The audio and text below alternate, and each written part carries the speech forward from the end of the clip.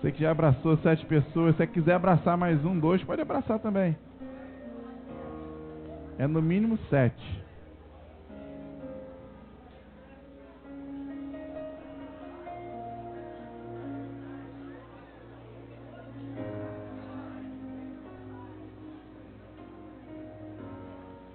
Glória a Deus. Você que já abraçou, pode sentar no seu lugar.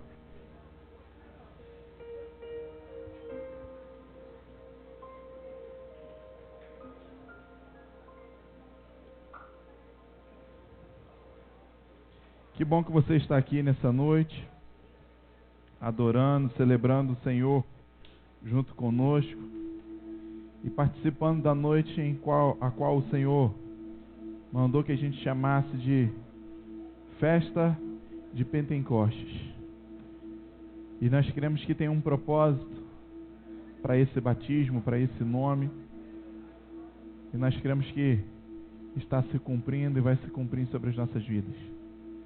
Quem crê que Deus tem promessa sobre as nossas vidas aí? Levanta suas mãos. Glória a Deus. Não perca nunca, irmãos, essa expectativa. Eu sei que essa pergunta, essa frase ficou manjada, ficou desgastada por muito tempo, porque pessoas fizeram mau uso dessa expressão. Mas nós não podemos perder a esperança, a expectativa, a fé nas promessas que o Senhor tem sobre as nossas vidas. Amém?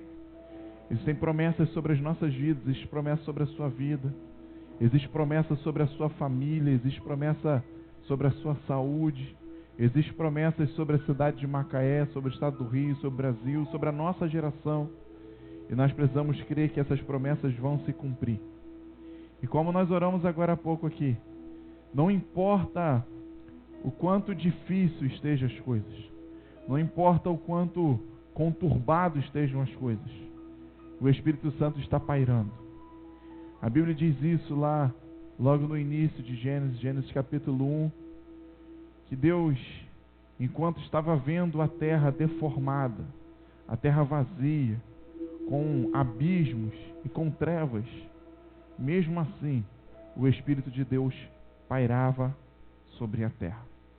Quando nós olhamos para o caos, nós temos um desânimo, sim. Mas nós precisamos nos alegrar em entender que o próximo estágio depois do caos é a intervenção de Deus. E o Brasil tem passado por um tempo de caos, o Rio de Janeiro, Macaé, mas nós cremos que existe um estágio depois desse. Existe uma nova fase, existe um novo tempo. E o novo tempo é a intervenção de Deus, o agir de Deus. E então, se na sua vida também as coisas estão escuras, as coisas estão difíceis, complicadas, creia que o próximo estágio é o agir de Deus. Mesmo quando a terra estava vazia, mesmo quando a terra estava deformada, mesmo quando tinha caos sobre a terra, mesmo assim, o Espírito de Deus pairava sobre esse lugar. Muitas das vezes nós achamos que os problemas são sinônimos de ausência de Deus. Quando temos problemas, quando temos dificuldades, principalmente aquelas que não conseguimos resolver, nós achamos que Deus está ausente, que Deus não está vendo, que Deus não está conosco. Não é isso.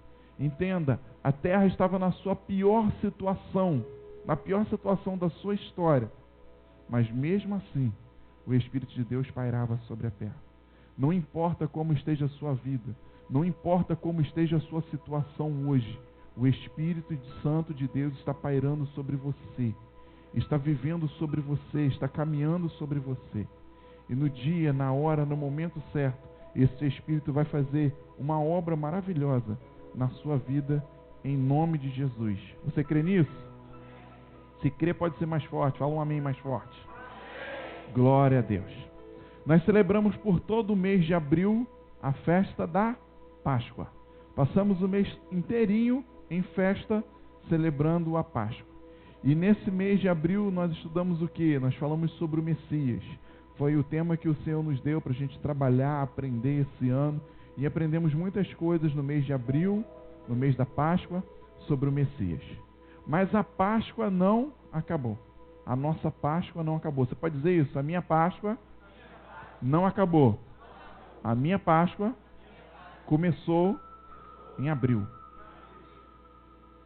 Um dos entendimentos, uma das explicações que eu trouxe para vocês, e há anos a gente vem trabalhando isso.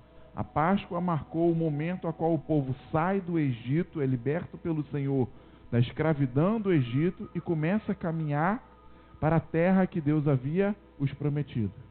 E então a Páscoa não é algo que acontece e acaba imediatamente. A Páscoa é o início de um novo tempo. E então na Páscoa o povo sai do Egito. E na Páscoa o povo começa a caminhar em direção à promessa que Deus fez. E então entenda uma coisa. Nessa Páscoa começou um novo tempo de Deus na sua vida. E nessa Páscoa começou um ciclo. Nessa Páscoa começou uma fase, uma estação, onde Deus vai cumprir promessas sobre a sua vida. Você está caminhando em direção às promessas que o Senhor fez para você. Por mais que alguns não vejam, por mais que outros não entendam, e por mais que alguns também não creiam, mas nós estamos caminhando em direção à promessa. A Páscoa de cada ano é o início de uma nova caminhada para as promessas que o Senhor fez, mas que ainda não se cumpriram sobre a sua vida. E então em abril, nós começamos esse ano, nós inauguramos esse ano a caminhada, a jornada para promessas que o Senhor nos fez e que ainda não se cumpriram. E então nós estamos caminhando em direção a elas. E então, por isso que as promessas vão começar a se cumprir. Talvez no mês de abril, algumas promessas, eu recebi promessas que se cumpriram na minha vida ainda no mês de abril. Eu terminou de começar esse portal, de iniciar esse portal, e promessas já se cumpriram na minha vida. No mês de abril, no mês de maio e agora no mês de junho também. Nós estamos caminhando em direção às promessas que o Senhor nos fez. Você está caminhando, a sua família está caminhando em direção a promessas que o Senhor fez. Eu sei que a jornada muitas das vezes pode ser cansativa, a jornada pode ser exaustiva, nós podemos encontrar sol, nós podemos encontrar frio, podemos encontrar chuva, mas não perca isso da sua mente. Eu estou caminhando em direção à promessa que o Senhor me fez. Em cada Páscoa, o Senhor nos dá a oportunidade de nos empurrar, de nos encaminhar em direção às promessas que Ele fez sobre as nossas vidas. Então fala assim comigo: eu creio que nessa Páscoa o Senhor começou na minha vida uma nova jornada em direção às promessas que Ele me fez, mas que ainda não se cumpriram na minha vida. Mas eu creio que eu estou caminhando nessa direção e eu vou chegar, eu vou alcançar, porque o Senhor vai me guiar na direção correta. E eu creio que cada uma delas se cumprirão na minha vida. Quem crê, dá um amém bem forte ao Senhor. Glória a Deus. E depois da Páscoa, Deus ordenou a Moisés que outra festa fosse celebrada. Em abril passamos o mês todo em festa. Qual foi a festa? A festa da Páscoa. E depois da Páscoa, o Senhor orientou, direcionou a Moisés para que outra festa fosse celebrada. Hoje nós chamamos essa festa de Pentecostes. Mas nós vamos estudar um pouquinho sobre isso agora. Qual foi a origem, qual foi o início da festa de Pentecostes? Essa palavra vem do grego Pentecos. Vem do grego Pentecos. Por isso que nós adotamos ela no português e traduzimos como Pentecostes, porque vem do grego Pentecos. E o que significa essa palavra no grego? Significa quinquagésimo. O que? Significa o quê? Quinquagésimo. Difícil, né? Quem não foi batizado com o dom de línguas, se falar essa palavra rápido 3 vezes, pode ser batizado com o dom de línguas hoje ainda. Quinquagésimo. E o que é quinquagésimo? 50. E então só pelo nome, só pela palavra em si, estudando esse nome, a gente já começa a entender o que significa Pentecostes. Pentecostes significa 50 dias após alguma coisa. No quinquagésimo dia após alguma coisa. E então nós precisamos entender que biblicamente nem sempre foi esse nome. O nome da festa que nós estamos comemorando, celebrando hoje, nem sempre foi esse nome. A festa na sua essência, quando ela nasceu, quando ela surgiu, vou te ensinar isso. Quando Deus deu essa festa a Moisés, ela chamava a festa da saga ou da cega, festa das semanas e festa das primícias. Depois de um tempo que essa festa recebeu o nome, o batismo de Pentecostes. E quando foi isso? 300 anos antes de Cristo, antes de Jesus. Então, naquele período, o povo grego havia dominado boa parte da terra. E então, por causa disso, o seu idioma começou a ser estabelecido por onde o seu domínio foi estabelecido. Com isso, muitos vocábulos perderam a sua essência. 300 anos antes de Cristo, os gregos dominaram a terra. E então eles começaram a colonizar os lugares e eles começaram a espalhar o idioma grego sobre os lugares. E então mesmo o hebraico, mesmo o aramaico daquela época, recebeu influência do grego. E então o que aconteceu? A festa que se chamava originalmente em hebraico, a festa da saga, a festa das semanas, ou a festa das primícias, quando o povo foi colonizado, quando foi dominado pelos gregos, e então o vocábulo grego começou a exercer influência no vocabulário de todo mundo, e então o nome que era festa da saga, das semanas, das primícias, passou a se chamar festa de Pentecostes. Porque dentro do vocabulário grego, Pentecos significa 50 dias após, no 50º dia. Por isso, no Novo Testamento, quando a gente vai lá no livro de Atos, no capítulo 2, no versículo 1, a gente já não encontra mais festa da saga ou da cega, não encontra a festa das semanas nem da primícia. O que você encontra lá? Ao cumprir-se o quê? O dia de Pentecostes. E então, por que aquilo ali? O Novo Testamento foi escrito em grego. E por que o Novo Testamento foi escrito em grego? Porque era um período a qual o povo já estava sob o domínio grego sobre todo mundo. Então, o idioma grego começou a dominar todos os idiomas no mundo todo. E então, não só o idioma, mas as suas expressões também. E então, agora a festa deixa de chamar a festa das semanas e das primícias e passa a se chamar a festa de Pentecostes. Mas é a mesma festa. Sempre que você ouvir falar festa das semanas, festa das primícias, festas da saga ou da cega e a festa de Pentecostes, é a mesma festa. Diferente do que muitos pensam, a festa de Pentecostes não surgiu em Atos 2.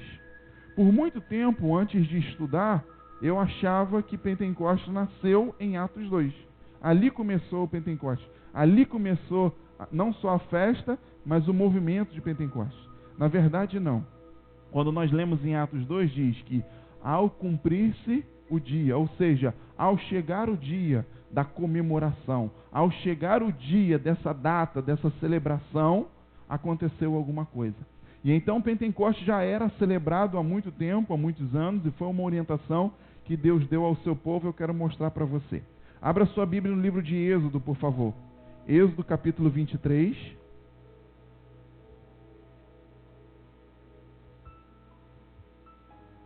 Se vocês tivessem a sua Bíblia, os discípulos estão aí perto de você, vão ajudar.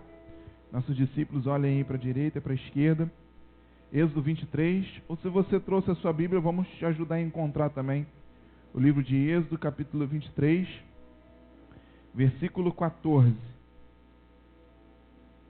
Quem for achando já vai dizendo amém. Amém. Isso. Quem não achou, fala, preciso de ajuda. Ó, resmungaram aí, ó. Então olha aí para a direita e para a esquerda. Êxodo, capítulo 23, versículo 14. Diz assim: 3 vezes no ano me celebrareis o quê? Festa. Então aqui Deus está falando com Moisés e com o povo que havia terminado de sair do Egito e estava peregrinando, caminhando para a terra prometida. E Deus começou a estabelecer algumas coisas com esse povo. Dentre várias coisas que Deus estabeleceu com esse povo, olha o que ele diz: 3 vezes no ano vocês vão me celebrar festa. O povo judeu é um povo muito festivo. Existe festa de tudo que é tipo com o povo judeu. E tudo é motivo de festa, porque eles servem a um Deus de festa. E nós não podemos perder essa graça no cristianismo. Infelizmente, em alguns lugares do mundo e até aqui no Brasil também, o cristianismo ele foi distorcido e muitas das vezes nós associamos o cristianismo com a tristeza. Por exemplo, as pessoas que estão lá no mundo, quando olham para a igreja, falam assim, não quero ir para a igreja não, porque se eu for para a igreja eu vou perder a minha alegria. Se eu for para a igreja eu não vou poder cantar. Se eu for para a igreja eu não vou poder dançar. Se eu for para a igreja eu não vou poder ouvir tal música. Se eu for para a igreja eu não vou poder beber. Se eu for para a igreja eu não vou poder me divertir. E muitas pessoas dizem, deixa eu ficar bem velho, quando eu estiver velho, não estiver aguentando mais nada, aí eu vou para a igreja. Mal sabem eles que nós temos inúmeros, imensos, infinitos motivos a mais para celebrar festa do que eles. Porque nós somos um povo festeiro. E por que nós somos um povo festeiro? Porque nós temos um Deus festeiro. Um Deus que se preocupa em celebrar todas as nossas conquistas. Um Deus que nos ensina a celebrar todas as nossas conquistas. E então Deus fala com o povo assim, 3 vezes no ano me celebrareis festa. Por que 3 vezes no ano vai me celebrar festa? Porque em um ano Deus construiu na história daquele povo 3 momentos muito especiais. 3 momentos na vida deles que foram uma virada de chave, que foram um momento crucial na vida deles. E então Deus mandou que eles celebrassem essas festas perpetuamente e que eles não esquecessem, para que eles não esquecessem do que Deus fez na vida deles. E então vamos continuar aqui. Guardarás a festa dos pães asmos. Se você quiser anotar aí, festa dos pães asmos e festa da Páscoa é a mesma coisa. Nós estamos falando da mesma festa. 7 dias comerão pães asmos, como te ordenei, ao tempo apontado no mês de Abibe, porque neste mês vocês saíram do Egito. E então a primeira festa, qual a festa? A festa da Páscoa. E por que vai celebrar a festa da Páscoa? Porque nesse mês vocês saíram do Egito. Todas as vezes que o povo celebrava a festa da Páscoa, eles lembravam que eles tinham um Deus que tinha os tirado do cativeiro do Egito e levado para a terra prometida. E então, ao longo daqueles anos, até mesmo no deserto, eles celebravam aquela festa, a festa da Páscoa. Quando entraram na terra prometida, celebravam aquela festa. Muitos viram a saída do Egito e caminharam ali ao longo daqueles 40 anos. Então foram celebrando aquela Páscoa, mas eles sabiam que tinham saído do Egito. Mas as gerações começaram a mudar. As pessoas que saíram do Egito começaram a morrer, e a Bíblia diz que só uma geração, a geração de Josué e Caleb, que era da mesma geração, entraram na Terra Prometida. Todas as outras gerações não entraram na Terra Prometida. E então isso quer dizer que a partir de agora nós temos gerações novas que não saíram da Terra Prometida, mas entraram na Terra Prometida. Que nasceram ao longo do deserto, que nasceram ao longo daquela caminhada de 40 anos. Então, para essa geração, era muito mais importante que a festa fosse celebrada, porque através da festa se passava a tradição e se contava o que o Deus deles havia feito desde quando tirou eles da terra do Egito. E assim, ainda na terra prometida, eles continuaram celebrando, porque depois de 100 anos, depois de 200 anos, depois de 500 anos, depois de 1000 anos, eles ainda continuaram se lembrando, continuaram sendo gratos e continuaram agradecendo ao Senhor pelo que o Senhor fez na vida deles lá atrás. Porque se o Senhor não livra os seus antepassados, os seus avós, bisavós, pais do Egito, a história deles seria diferente também. Mesmo que já tenha nascido na terra prometida, já tenha nascido em Canaã, mas ele tem motivo para celebrar, porque se o seu vovô, se o seu bisavô, tataravô, e assim vovô vai, não tivesse saído do Egito, a história dele seria diferente. Ele não teria nascido na terra prometida. E então, por todos os anos, se celebram as festas. A primeira festa é a festa da Páscoa. E por que se celebra a festa da Páscoa? Porque nesse momento, Deus tira eles do Egito. Mas olha o que Deus faz aqui, abre uma observação, abre um parênteses aqui e diz, nessas festas que eu estou dizendo para vocês, nessas 3 festas que eu quero que celebre, ninguém apareça diante de mim de mão vazia. Todas as vezes que vocês forem nessas festas para celebrar, eu quero que vocês levem uma oferta. Eu quero que vocês apresentem uma oferta. Porque a oferta, ela representa gratidão. A oferta expressa um coração grato ao Senhor pelo que Ele fez. E então por isso que Deus diz, todas as vezes que vocês forem celebrar essa festa e que vocês forem diante de mim nessas festas, não chegue de mão vazia.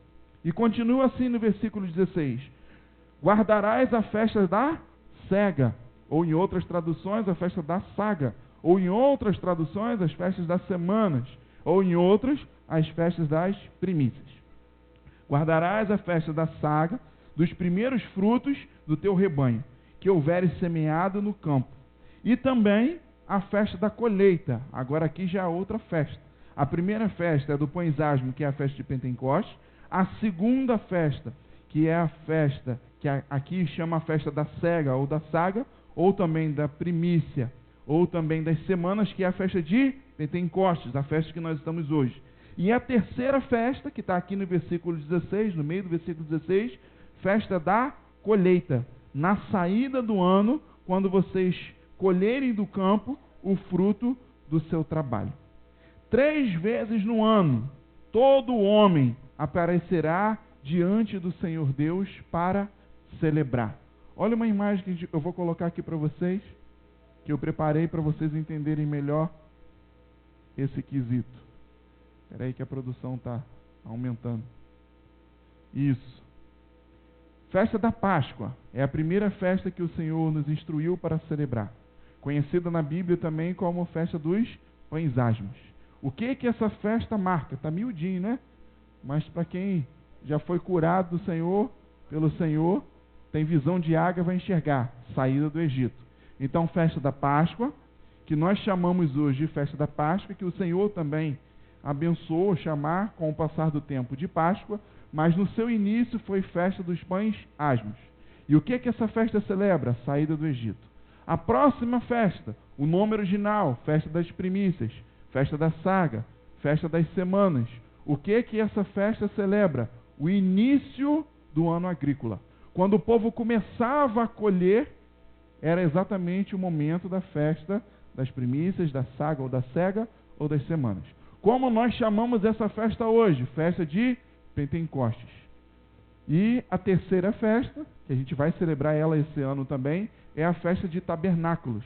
Assim, quando começar a colher, tem a festa de Pentecostes. Quando terminar a colheita, tem a festa de Tabernáculos, que encerra o ano da colheita, encerra o ano agrícola. Então, quais são as festas? Primeira festa, Páscoa. Segunda festa, Pentecostes. E terceira festa, Tabernáculos.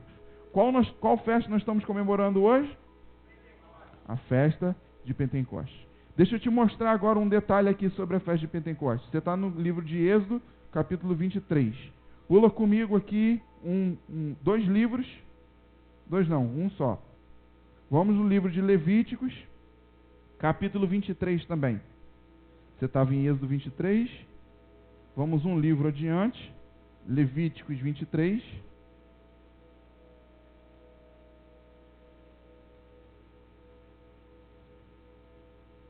Versículo 15 e 16. Levíticos 23, versículo 15 e 16. Depois, com calma, você pode dar uma olhada, uma estudada no livro de Levíticos, aqui no capítulo 23, que você vai ver bastante detalhes sobre essas festas. Se você olhar aqui no versículo 4, a partir do versículo 4, Deus está falando sobre a primeira festa. Se você quiser anotar aí na sua Bíblia, bota assim já o primeiro, bota número 1 com aquele símbolo, aquele grauzinho do lado. Primeira festa é essa, a festa da Páscoa. Depois, lá no versículo 15, tem a segunda festa, que é a festa de Pentecostes. Depois, lá no versículo 33, tem a terceira festa, que é a festa de Tabernáculos.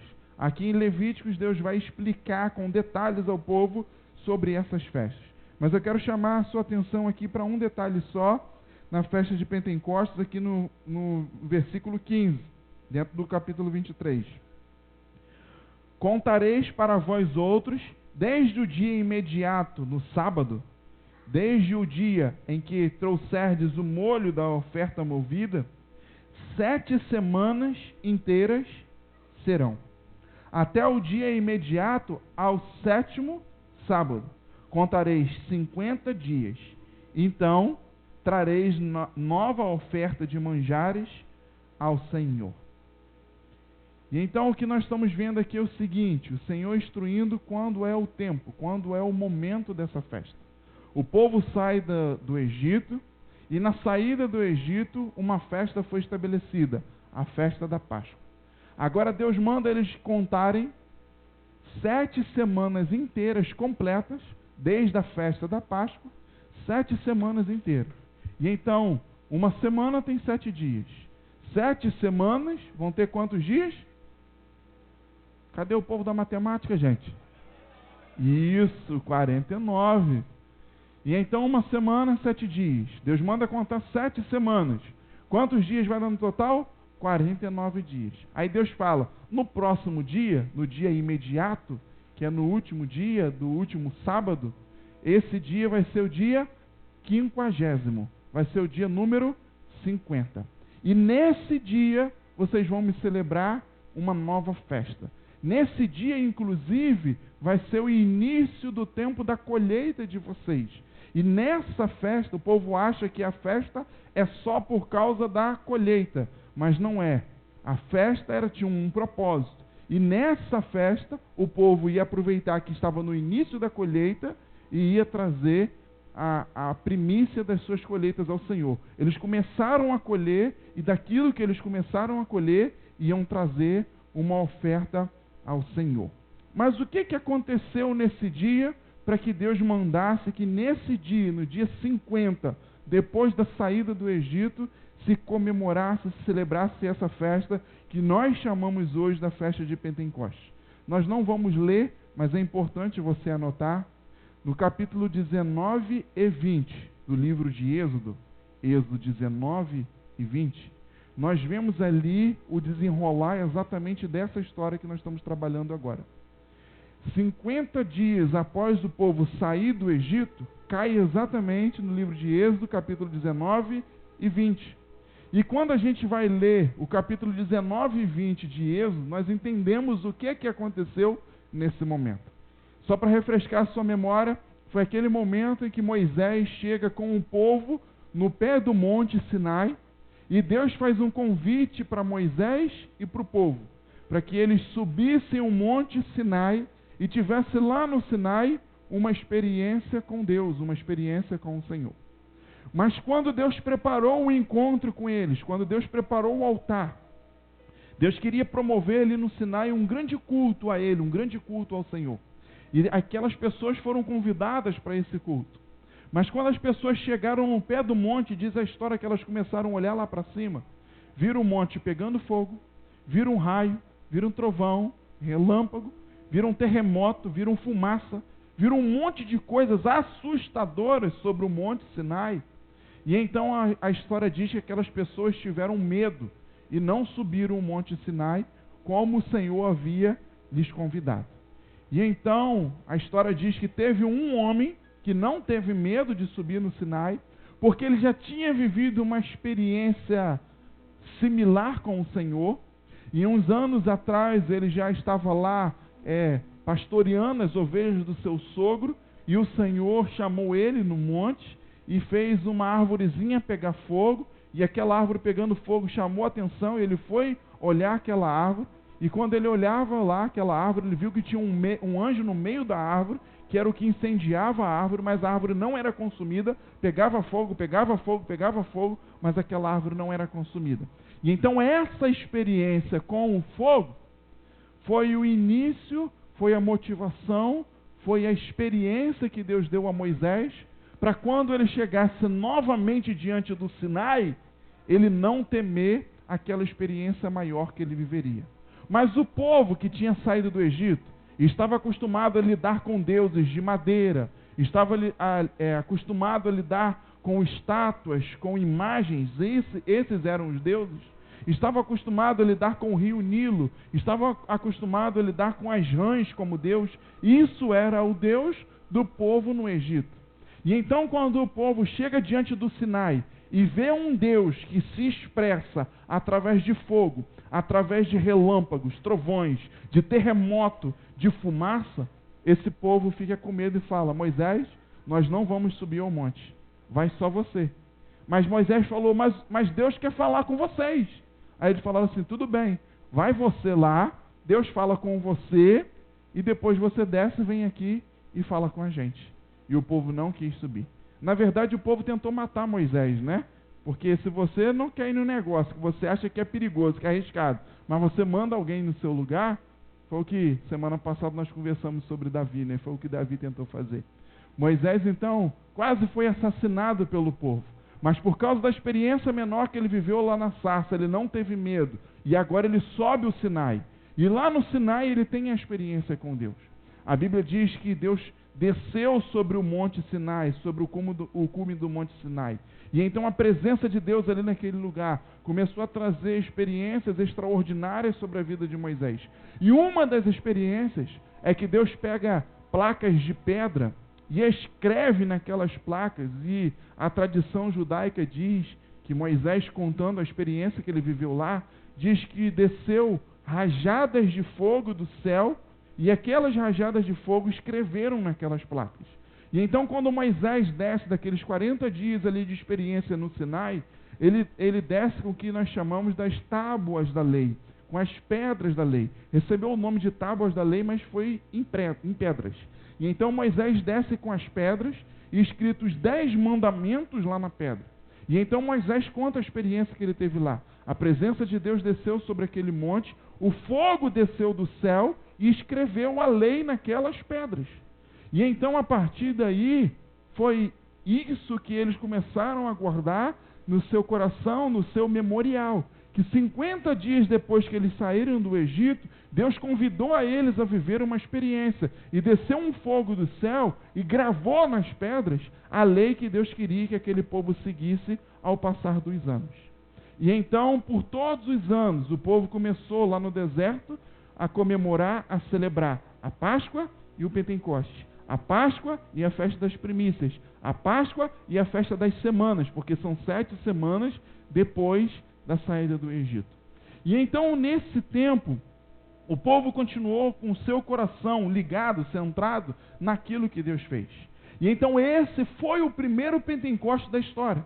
E como foi o primeiro Pentecoste? Deus convida um povo a um lugar, mas o povo tem medo e não vai, mas pelo menos um representante vai, e naquele lugar Deus manda fogo do céu, que escreve as leis sobre as pedras, e o povo então tem ali a mensagem, a lei, a vontade do Senhor estabelecida no meio deles através daquelas pedras. Já contei para alguns, principalmente para os alunos, quando eu estive lá em Israel no ano passado, eu aprendi que as pedras elas não receberam só um baixo relevo ou um alto relevo. A tradição conta que essas pedras elas foram vazadas com letras em 3D. Os 10 mandamentos foram escritos numa placa de pedra e foram vazados de um lado para o outro. E existiam ali muitos conceitos para isso. Primeiro, para se saber que não foi Moisés, não foi nenhuma ferramenta humana que fez isso lá. Porque há milhares e milhares de anos atrás não existiam ferramentas, não existia tecnologia, não existia capacidade de um homem pegar um bloco de pedra dessa espessura e vazar todas as letras, todas as palavras de um lado para o outro da pedra. Outra questão é que não importasse em qual posição você olhasse, em qual ângulo você olhasse, da mesma forma você iria ler, entender o que estava escrito ali naquelas pedras, e existem vários motivos para isso. E então Moisés desce com aquela pedra gravada com aquelas informações. Esse foi o primeiro Pentecoste. Deus abre os céus, Deus manda uma mensagem do céu sobre a terra, para que depois daquela mensagem, aquilo fosse multiplicado e o povo continuasse vivendo aquela realidade. E então nós sabemos que muitos anos depois, ao cumprir-se o dia de Pentecostes, ou seja, exatamente 50 dias após a Páscoa, após a saída do Egito, estavam todos reunidos no mesmo lugar, e então veio do céu um som, como vento impetuoso, e encheu a casa, encheu o lugar onde os discípulos estavam reunidos, e mais uma vez, Deus envia algo do céu para marcar aqui na terra. O primeiro Pentecoste, o fogo marcou as pedras. O segundo Pentecoste, o Espírito Santo de Deus, a presença de Deus, marcou a vida das pessoas, marcou o coração das pessoas. Porque o profeta já havia dito, eu não quero que vocês sigam as leis escritas na pedra, mas eu quero que vocês sigam aquilo que está guardado no seu coração. Por isso que a primeira experiência é nas pedras, mas a segunda experiência agora é no coração. Porque os mandamentos saíram das pedras e agora vieram para o nosso coração. E é por isso que o Senhor, em Atos, no capítulo 2, gera ali uma experiência com os discípulos. E então, para a gente resumir e entender, no calendário judaico, a Páscoa significa a saída do Egito. No calendário judaico, o Pentecostes significa a experiência de Moisés lá no Sinai. Inclusive hoje, lá em Israel, estava sendo celebrado em todo o país, em toda a nação, a festa de Pentecostes. A festa das primícias, a festa da saga. E não só em Israel, mas todos os judeus espalhados sobre os 4 cantos da terra estão celebrando hoje exatamente essa festa. Mas a festa para o judeu que não acredita que Jesus é o Messias, a festa é o que somente? Somente a experiência que Moisés viveu lá no Sinai. Essa é a festa. Mas a festa para o judeu messiânico, que é aqueles que acreditam que Jesus é o Filho de Deus, é o Messias, o que significa essa festa? A festa significa o que Deus fez no Sinai e o que Deus repetiu em Jerusalém, no lugar chamado Cenáculo, quando os discípulos estavam reunidos, e mais uma vez, Deus envia dos céus algo para a terra que marca a vida das pessoas, e depois daquela marca, continua vivendo em cima disso, continua desfrutando daquilo que Deus enviou. E então, no calendário cristão, o que significa Páscoa? Aponta para a morte e ressurreição de Jesus. A Páscoa do Antigo Testamento é só um ensaio do que Deus ia fazer definitivamente. A Páscoa no Antigo Testamento, Deus liberta um povo, Deus dá um cordeiro que morre, eles comem a carne do cordeiro, derramam o sangue, passa sobre as portas, e aquele cordeiro livrou eles do Egito, livrou eles da morte. Mas agora a nova Páscoa é a Páscoa de Jesus. É a Páscoa a qual Deus dá o seu Filho como um cordeiro, ele entrega o seu corpo por nós, ele derrama o seu corpo, o seu sangue por nós, e agora nós temos livre acesso aos céus, ao Pai, todos aqueles que creem, através desse cordeiro que foi enviado. Nós fomos redimidos dos nossos pecados e temos acesso ao céu através da graça de Deus. E não só a festa da Páscoa é importante para nós, como o Pentecostes também. Pentecostes Deus faz a primeira vez lá no Monte Sinai, mas repete a segunda vez lá em Jerusalém, lá no cenáculo com os discípulos. Então nós precisamos entender que o fundamento dessas festas nasce sim no Antigo Testamento. Mas o fundamento dessas festas são renovados e agora recebem o verdadeiro motivo através de Jesus. A Páscoa sem Jesus é só um ensaio daquilo que estaria por vir. A Páscoa sem Jesus é só o treino do time, quando lá está treinando, mas nunca vai para o jogo oficial. A festa de Pentecostes sem Jesus era só um ensaio, era só um treino. Mas com Jesus, agora ela recebe o verdadeiro motivo, o verdadeiro propósito de qual foi celebrado por muitos anos. E então hoje nós celebramos a Páscoa e Pentecostes, lembrando do que Deus fez com o povo lá no Egito, mas nós celebramos Pentecostes dizendo, o nosso Cordeiro é o verdadeiro motivo para tudo isso que está acontecendo. Porque o povo saiu de lá, teve só um animal, mas nós tivemos o Cordeiro de Deus que morreu por nós. O povo viveu uma experiência lá no Sinai, mas nós vivemos uma experiência em Jerusalém, em Atos 2. E nós temos algo gravado no nosso coração, gravado nas nossas vidas e que nós queremos seguir de hoje em diante. No primeiro Pentecostes, o povo teve medo e não participou. No segundo Pentecostes, eu já ensinei isso para vocês, Jesus, depois de ter ressuscitado, ele visitou 500 pessoas e falou com 500 pessoas que era para se reunir naquele lugar até que a promessa se cumprisse. Mas no dia de Pentecostes, tinham só 120 reunidos naquele lugar. Dos 500, boa parte, 380, não estavam reunidos como o Senhor orientou. No primeiro Pentecostes, Deus prepara para milhares e milhares de pessoas, mas só um participa. No segundo Pentecostes, Deus prepara pelo menos para 500 pessoas, mas só 120 participam. Porque o restante perdeu o propósito, o restante se distraiu, o restante não perseverou. E o que nós precisamos entender é que outros Pentecostes estão vindo, outros Pentecostes virão sobre as nossas vidas. E eu não sei de qual grupo você quer fazer parte. Se você quer fazer parte daqueles que têm medo e não vive porque tem medo, se você quer fazer parte daqueles que se distraíram, daqueles que se desviaram e ver só o noticiário, ver só o acontecimento na vida das pessoas e não viverem. Mas eu não sei se você quer ser como Moisés e quer ser como aqueles 120 discípulos que estavam reunidos naquele lugar. Porque a promessa foi feita, e assim como se cumpriu lá com Moisés, assim como se cumpriu com os discípulos, vai se cumprir sobre as nossas vidas também. O Senhor tem enviado algo do céu, o Senhor tem enviado notícias do céu, o Senhor tem enviado o poder do céu ao longo dos anos, ao longo dos séculos, e continua sendo hoje também assim sobre as nossas vidas. Eu só falo uma coisa para você: não se distraia, não perca o propósito, não perca a perseverança, porque se você se distrair, se você deixar de perseverar, o Pentecoste não vai deixar de acontecer. O avivamento não vai deixar de acontecer na comunidade de vida. O avivamento não vai deixar de acontecer na cidade de Macaé. Não vai deixar de acontecer no Rio e no Brasil. Não vai passar dessa geração. O avivamento virá. Mas você pode não participar, você pode não viver, você pode só assistir isso que vai acontecer. Então um conselho eu tenho para você: persevere, não tenha medo, busca, insista, porque esses que não tiveram medo e que perseveraram, foram exatamente aqueles que puderam viver o que Deus planejou para aquele tempo. E ao cumprir-se o dia de Pentecostes, o Senhor enviou do céu um som como um vento impetuoso, que era a comunicação do céu com a terra.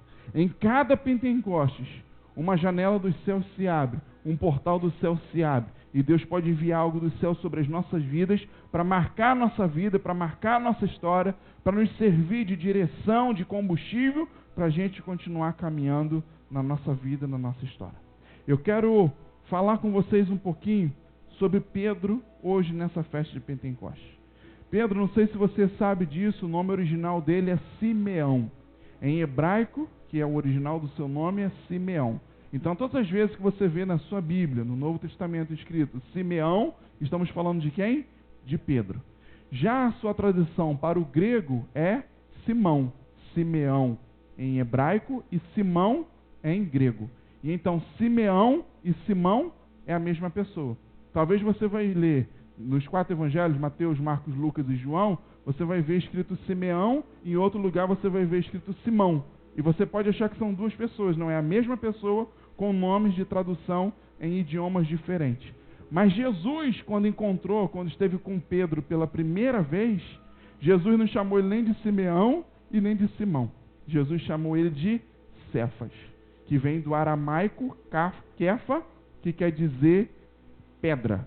Então Jesus olha para Pedro e fala: você é Cefas. E o que quer dizer Cefas? Cefas quer dizer Kefa, que quer dizer em português pedra. Por isso que no nosso idioma, no português, nós chamamos de Pedro. Qual era o nome dele? Simeão ou Simão. Quando encontra com Jesus, Jesus chama ele de Cefas. Por português nós traduzimos de Pedro. Olha quanto nome o sujeito ficou: Simeão, Simão, Cefas e Pedro. E você vai encontrar nos 4 evangelhos esses 4 nomes sendo usados. Mas qual é o nome correto dele? O nome de nascença: Simeão. Qual foi o nome que Jesus deu para ele? Cefas. E o que significa Cefas? Pedra. Por isso que nós chamamos de Pedro. Pedro nasceu em Betsaida, mas morou desde a sua infância na cidade chamada Cafarnaum. Quem for comigo em Jerusalém ano que vem, vai visitar a cidade de Cafarnaum, inclusive vai visitar a casa que Pedro morou com Jesus, a casa da sua sogra, a qual ele levou Jesus para morar nesse lugar. E Pedro foi um dos primeiros discípulos de Jesus. Pedro sempre foi um discípulo diferenciado. Olha a pessoa que está do seu lado e fala assim: Pedro não era qualquer discípulo. Pedro era um discípulo diferenciado. Abra sua Bíblia, por favor, em Mateus. Mateus 14. Novo Testamento. Primeiro livro do Novo Testamento. Livro de Mateus, capítulo 14.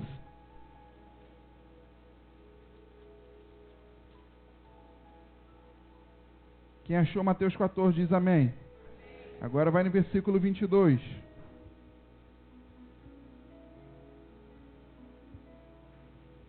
Achou?